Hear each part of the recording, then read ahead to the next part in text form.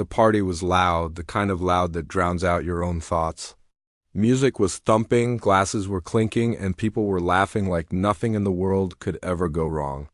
I was standing near a wall, holding a drink I hadn't touched, just watching my wife across the room.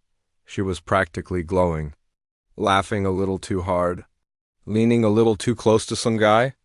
Her hand rested on his arm like it belonged there, like it was a natural extension of her. Someone nudged me and joked, "Man, your wife's having a great time tonight."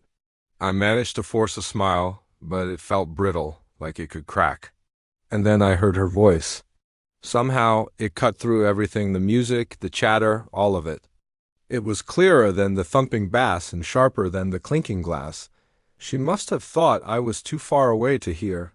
"I'm not limiting myself when you're not around," she laughed, tossing her hair back. "Life's too short for that." The man she was with laughed right along with her, like it was some clever or witty line.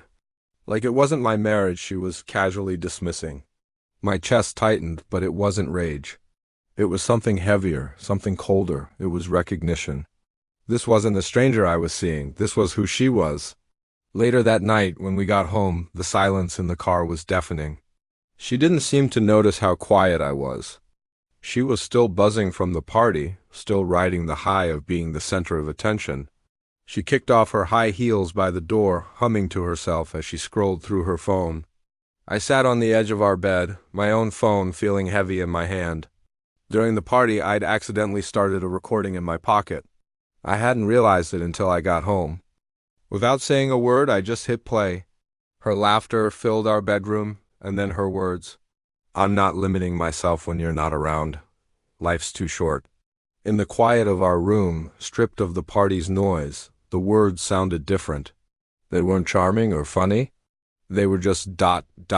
cold. She froze, her thumb hovering over her phone screen. "Wait," she said, her voice suddenly tight. "That's not what it sounded like." "It sounded exactly like you," I replied, my own voice flat. She started to explain. "It was the alcohol. It was just a joke, harmless flirting." But none of her words reached me. It was like I was listening from behind a thick wall of glass. Because in that moment at the party, something fundamental had shifted inside me. I didn't yell. I didn't accuse her of anything. I just listened one last time to the excuses. That night, I slept on the couch. It wasn't out of spite or to make a point. It was because our bed no longer felt like a shared space. It felt like her space, and I was a guest who had overstayed his welcome. Over the next few weeks, the rest of the truth unraveled almost on its own. It came out in little pieces. Late-night text messages she tried to hide. Unexplained late nights with friends. Gaps in her stories that she couldn't quite fill. That careless laugh at the party wasn't a one-time thing. It was a habit, a lifestyle. When I finally told her I was leaving, she looked genuinely shocked. Her eyes widened and she just stared at me. "You're really leaving? Over some words? A stupid joke?" "No," I said, and my voice was softer than I expected. Leaving because those words told me who you are when you think I am not listening. The audio file is still saved on my phone. I don't play it anymore. I don't need to. Some sentences don't just hurt a relationship, they end it the moment they're spoken. And sometimes the saddest part isn't even the betrayal itself.